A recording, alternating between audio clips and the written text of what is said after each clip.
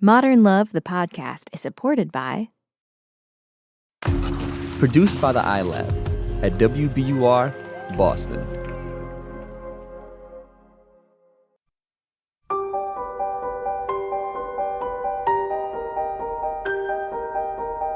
From the New York Times and WBUR Boston, this is Modern Love. Stories of love, loss, and redemption. I'm your host, Meghna Chakrabarti.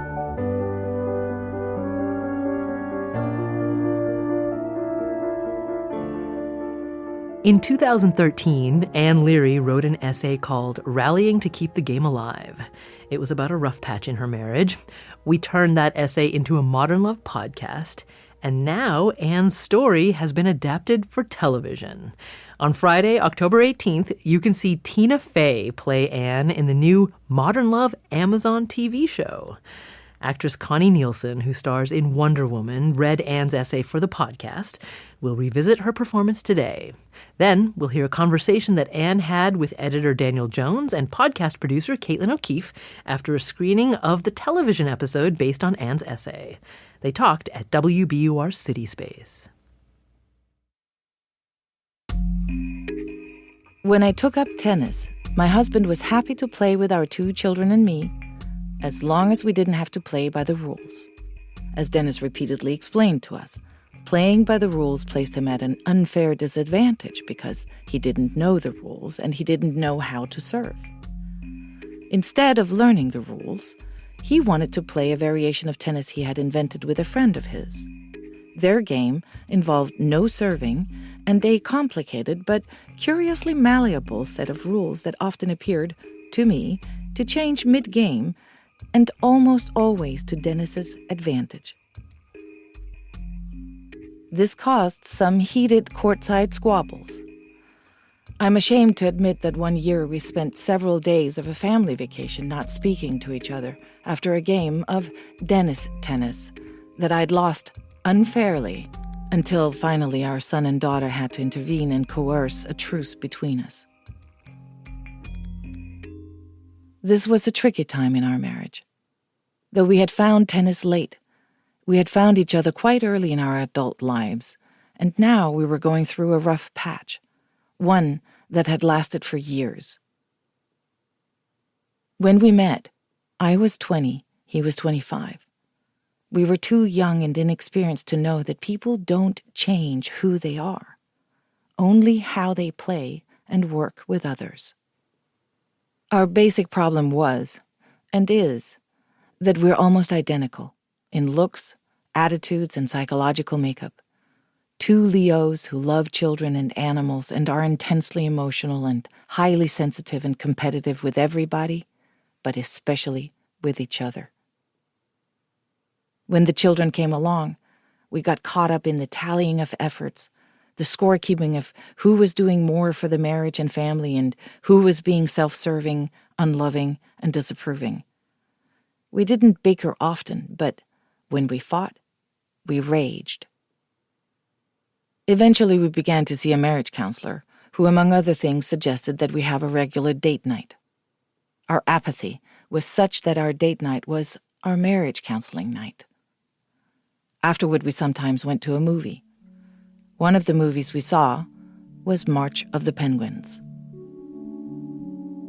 This movie moved us to tears because whatever battles raged between us, however ugly the other often appeared to be, we had these 2 very delicate fledglings that needed to be protected and carried along carefully, so carefully, because is anything more fragile than a pre-teenage girl or a growing, unsure boy?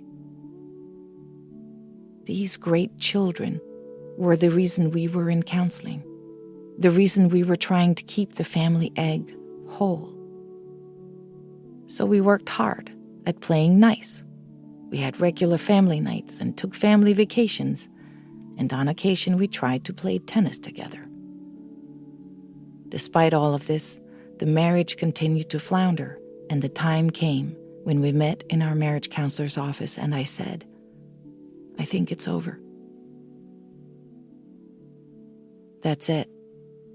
Dennis agreed. When we left, it felt as if we were floating. We were so calm. We had stormed out of those doors and stomped down those steps in such rage as before. But now, Dennis held the door for me. And I thanked him. When we got to the street, it was snowing. I had boots with heels and the sidewalks were icy. I couldn't walk on the icy sidewalks with those heels, so I asked if I could hold his arm, if he could walk me home. Sure, he said. He didn't care. Neither did I. I just needed something to hold on to so I wouldn't slip and fall. I clung to his arm, and we bent our bodies into the wind. The thing is, he said as we walked, I'm tired and hungry. Let's get something to eat, I said. We went to the restaurant across from our building, a little neighborhood place where the waiters know our names and the chef knows how we like our burgers. We sat in a booth in the back. Dennis ordered soup. It was all over. There was nothing to lose.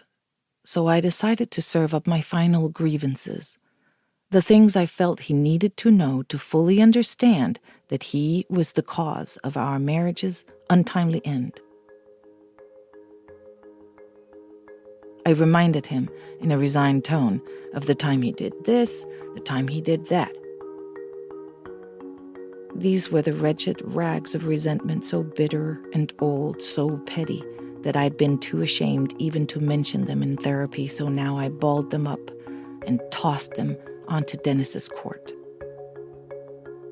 Dennis just ate his soup. When he was finished, he wiped his chin with his napkin. We were both so calm it was as if the island of Manhattan had been gassed with some kind of Valium vapor. I guess there was no emotion left. It was all over, and we both experienced this finality as a surprising relief. We were like the penguin couple in March of the Penguins that accidentally dropped and broke their egg. They looked at the egg for a time, and then they parted ways because penguins don't mate for life. They court each other, commit each other's voice to memory, produce an egg, devote themselves to its care, and when it dies or matures, the parents part company. This was how we'd come to view our marriage, as a penguin marriage, a partnership devoted to raising children. We'd hoped to stick it out until they left the nest, but now it looked as if that would be impossible. So we were just having a last look. Dennis carefully refolded his napkin and then said, I'm sorry. If I could change those things, I would, but I can't. They're in the past.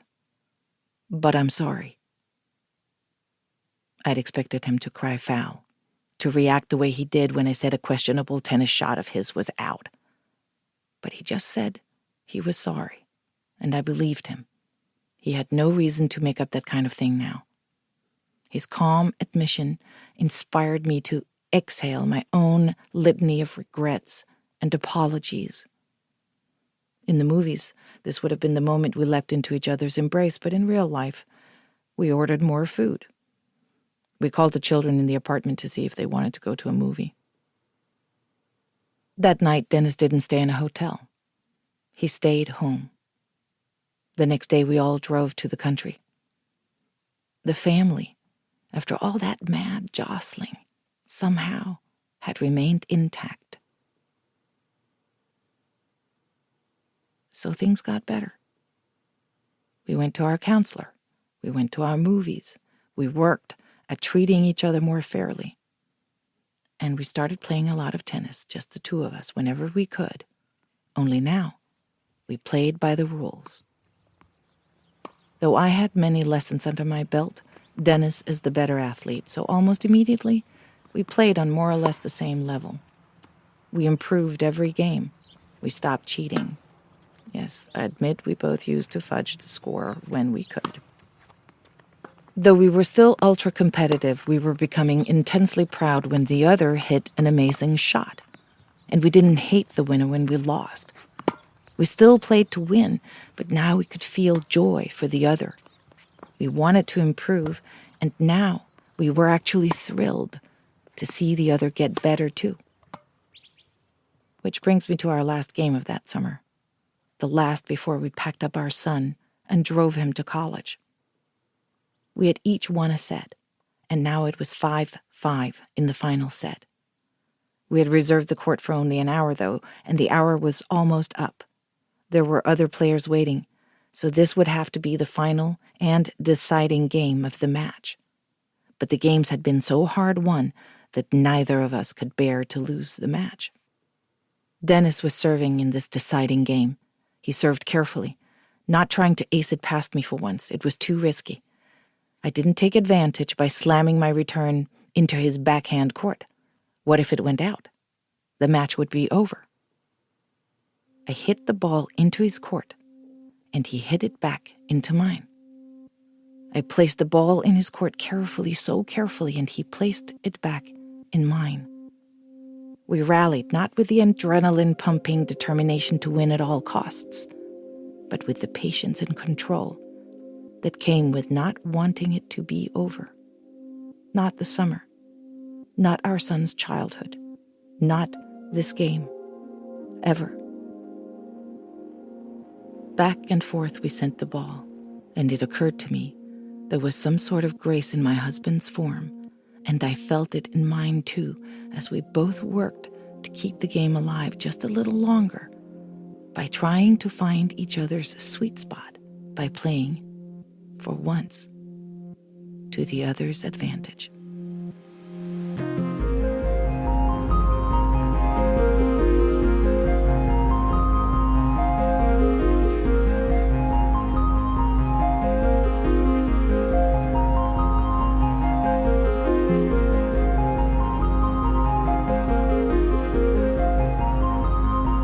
That's Connie Nielsen reading Anne Leary's essay, Rallying to Keep the Game Alive.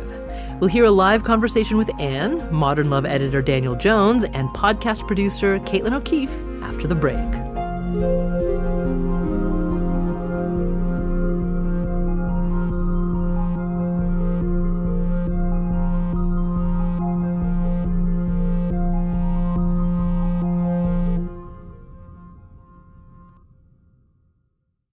Anne Leary, Modern Love editor Daniel Jones, and podcast producer Caitlin O'Keefe spoke in front of a live audience after a screening of the TV episode based on Anne's essay. That episode was directed by Sharon Horgan. Tina Fey plays the character based on Anne, and John Slattery plays the character based on her husband, Dennis. Here's Caitlin. I just wanted to start by asking you, what is it like to watch Tina Fey play you on TV? Well, it was very exciting to hear that Tina Fey was going to be playing the character loosely based on me. But it was very exciting. And I've seen it once before with Dan at the New York Times, and now this was the second time. So I felt self-conscious watching it with others. You guys liked it, right? And Dan, you also have a cameo in this episode. Did you guys spot Dan? Did anyone raise your hand if you spotted Dan? No. Oh my gosh, one person. I did, but only because you told me, even though I knew it was coming. Tell us where you can find you if you know where to look. Yeah, I actually have two cameos, one in this episode and one in, I think it's a 6th episode. This one was very minor, but it was a testament to how good I was as an extra that no one notices me. And when I was showing this, the versions of this to my son in our living room, I actually said, I'm in this scene beforehand. And then the scene played and he was like, where were you? I think you showed me you when we watched it. Yeah. But this time I was looking and I didn't see you because that John Slattery kept hogging all the it's a breakout performance as an extra. And so, Anne, obviously, as you say, it's a loose adaptation of your story. How accurate is this? In some ways it's accurate, but the essay is 1,500 words. So, and that's a half an hour long episode. So I would say of course, Sharon Horgan had to add, I didn't have scenes in the essay really. And also, I didn't really detail what the issues were in our marriage. It was true that I was writing about like a rough patch in our marriage. But I didn't detail what the problems were. So she created some, and so that watching it, I was kind of thinking, well, that's not really, but but it's fine because it is an adaptation, and it is. I actually thought I was really pleased with some of the decisions she made, and I think I said that to you afterwards. I was interested in the decisions she made with what little she had to work with, which is a short essay. So I'm really excited. This is the only one I've seen, so I'm excited to see the others too. So. Yeah. And what moments stand out to you the most as you watch it? The tennis moments I loved because honestly, I thought they were funny. And we're not close friends with John Slattery, but we do know him, but we share mutual, very close friends. And at watching it, I think our very mutual friend might have told him a little bit about the way tennis plays tennis. But that part was kind of accurate. But yeah, so I think I enjoyed those parts. But frankly, I just enjoyed, those are two of my favorite actors. So who wouldn't enjoy that something I wrote? It was different than having a work of fiction adapted because it was a personal essay. And now there's people playing it and it's, so that was a little bit different. But, yeah.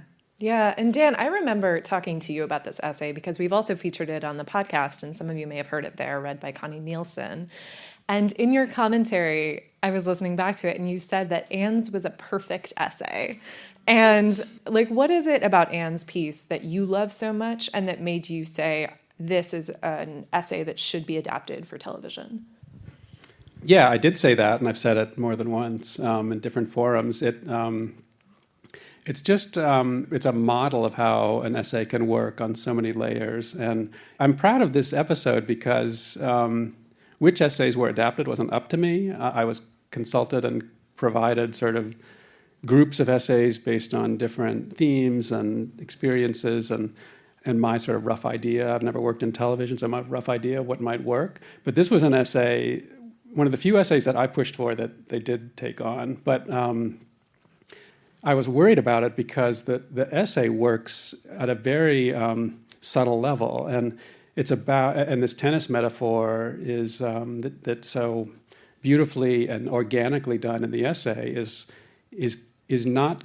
You can compete in a marriage, or you can be on the same team, or play to each other's advantage. And I've read 120,000 personal essays in the last 15 years or something, and I don't learn, a lot of them don't teach me very much. They're windows into lives, but they don't teach me very much. And this one taught me, a lesson about marriage that I think about all the time. But to have that lesson work in an episode, I was like, how are they going to make that work? And they don't hit you over the head with it.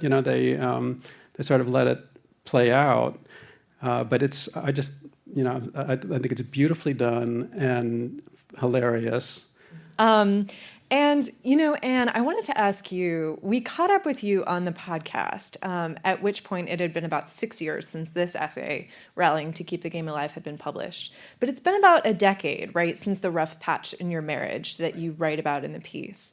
You told me that you were worried about what would happen when your kids left home. And you said that you were concerned about that. And then I think you said that actually it's been amazing and your home is now like a hedonist temple. Yes, yeah, no, it was. We didn't realize we were what I have actually written about this since. We actually didn't realize how we were always on our best behavior around the kids because I think some people are naturally, very honest and altruistic and kind, and we're not really like that. But we had to act that way for 20 years because we had these two young people who we wanted to believe that's the way to be in this world, and also not to swear. And the last one left, and we just started watching TV and eating like slobs and just walking around with our underwear and not having people thinking it's disgusting. It became very freeing. And as many people might know if they're our age, sometimes the kids come back. And then it's like, oh, and then they want you to behave the way you once did. And that's been an issue. We were never really like that, not the nicest people. But I think I like that came across in the essay, was that it doesn't have to be a part of a marriage, but it was part of our marriage, was the children. And I think one thing that happened after the essay was published in the New York Times was I got a lot of emails from people saying, I think I'm in a penguin marriage. And it turned out I wasn't the only one who watched that film and thought that. Which was I thought that film was very touching to me. But the part where I don't know if you all saw the film, but there's a part where they only are together for the thing, and one of them drops the egg, and it's the saddest moment in cinema as far as I'm concerned, because it says in the narration, the egg is broken, the partnership is severed forever. And the penguins are like, look at each other like, okay, talk to you later. It's very sad. The idea of the penguin marriage is something I think about all the time. And then the idea of living in a relationship that's like a hedonist temple is something I also think about all the time.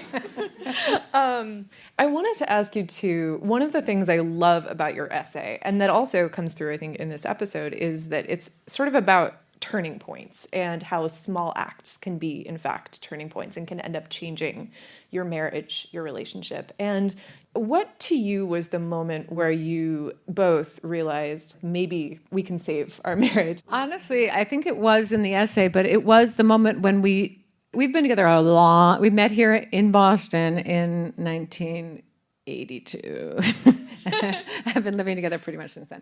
So we've been together a long time. And so I think for a long time, we worried that things weren't working well. And so I think we were in marriage counseling. And at one point, there did come a time when we were both like, you know what, it's over. And we had been so afraid of saying that. And it was so... Afterwards, everything changed. It was like the air changed, everything. It was so seismic. It was hard to believe that the world was even revolving, moving, turning.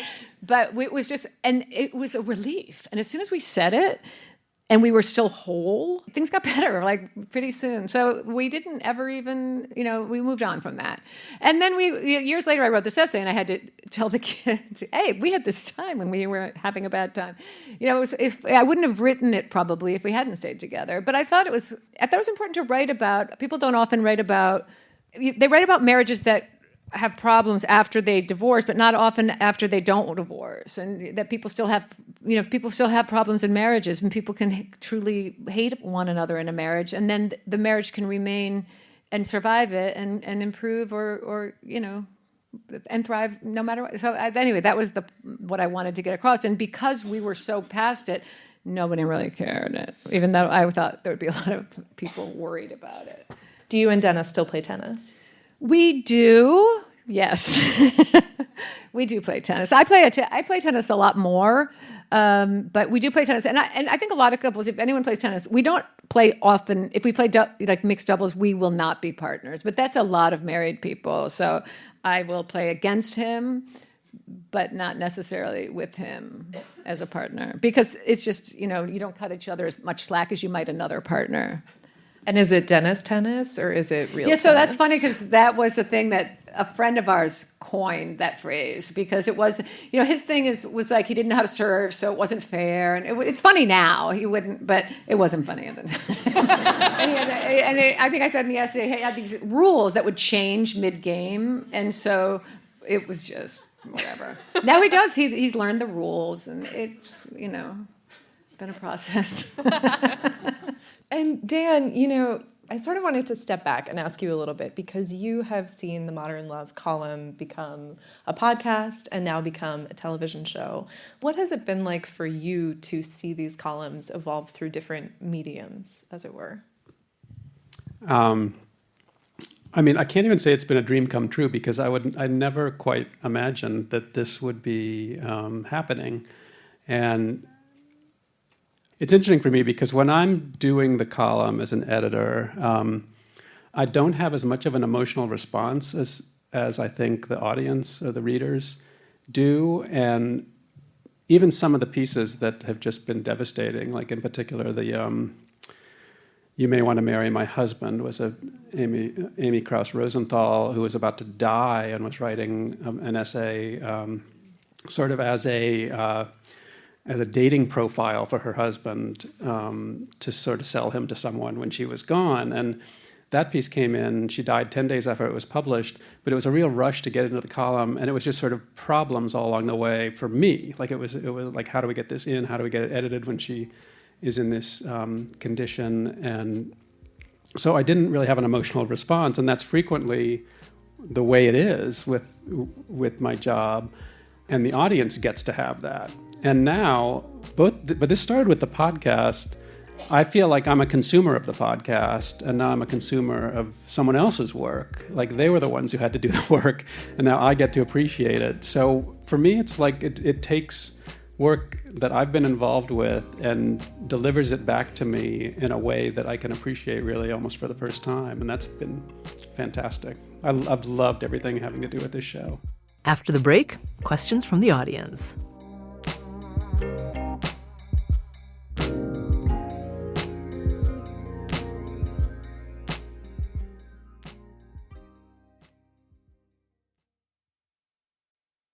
And there's a question, which is, how did you meet Dennis? Is that a story you want to tell? I was attending Emerson College. I was a writing major, and he was teaching a comedy writing class that I was encouraged to take. And I took it. I didn't want to be a comedy writer, but I took it for fun. And he had just graduated. Whatever. It's like he was the teacher of a class I took. But it was a different time.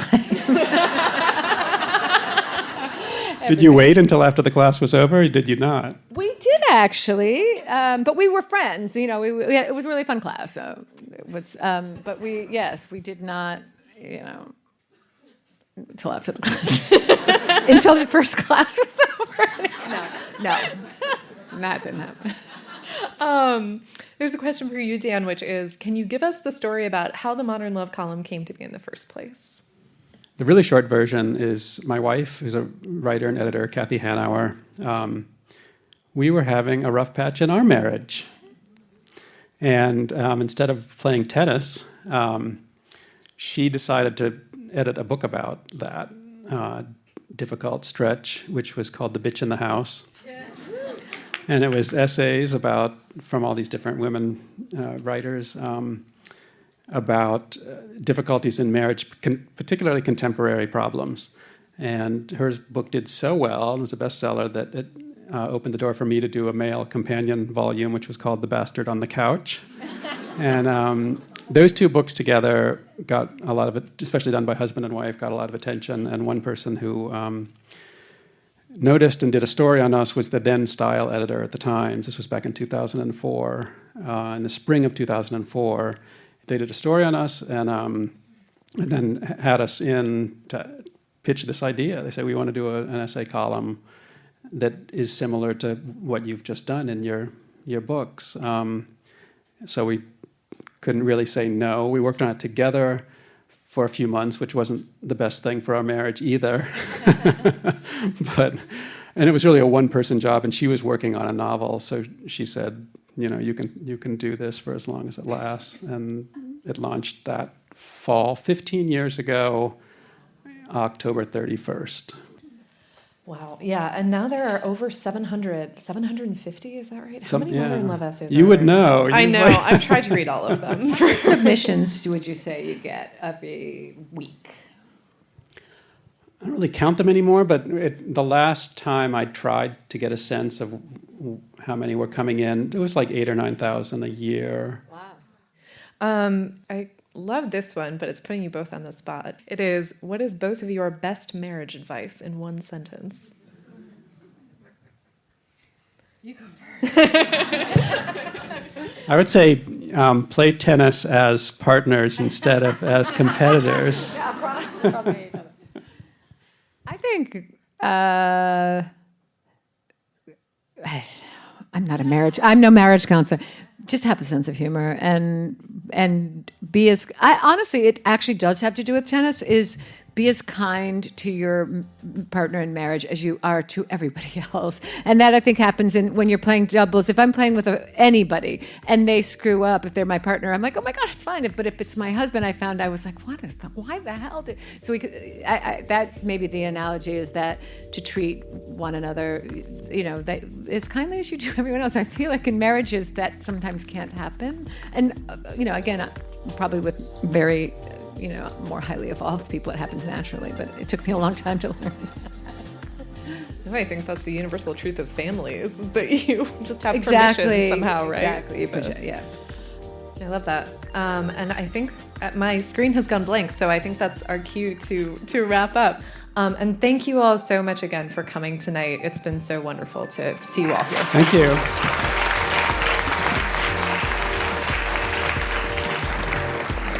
That was Anne Leary in conversation with Modern Love editor Daniel Jones and podcast producer Caitlin O'Keefe, live at WBUR's events venue, CitySpace. Modern Love is a production of the New York Times and WBUR, Boston's NPR station. It's produced, directed, and edited by Caitlin O'Keefe. Original scoring and sound design by Matt Reed. Iris Adler is our executive producer. Daniel Jones is the editor of Modern Love for the New York Times and advisor to the show. Special thanks to Julia Simon, Anya Stremian, and Mia Lee at the New York Times. The idea for the Modern Love podcast was conceived by Lisa Tobin. Additional music courtesy of APM. I'm Meghna Chakrabarty. See you next week.